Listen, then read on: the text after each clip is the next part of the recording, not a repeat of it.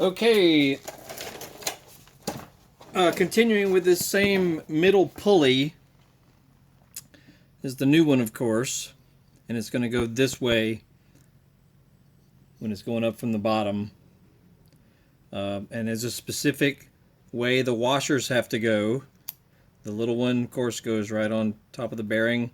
Then this large fat washer will rest on top of that, which means it'll be flush.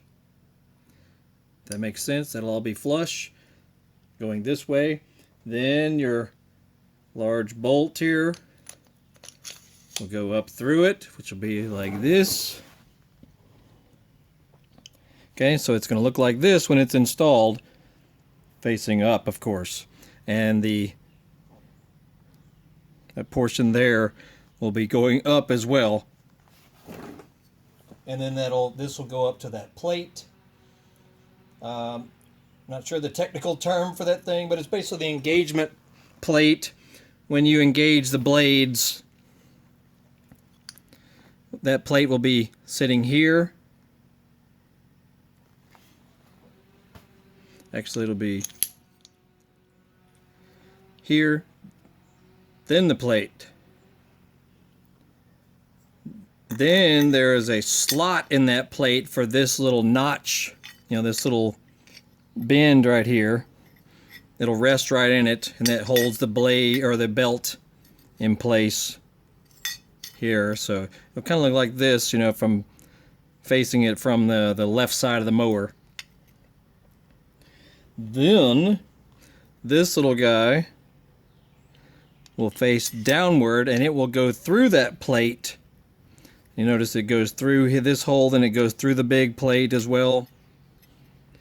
Then these sleeves, this guy here, this guy here, then this little washer. Mine has a little bend in it, if you can see it there. And you can see the red paint, which means, of course, this is going to go upward towards the body of the mower. Like so. That'll all go up through the hole that's inside the mower there. And then on top will be the finishing lock nut, which is a self-locking nut as well. And that should do it. So if you can see this was a little tricky. See how everything is layered there.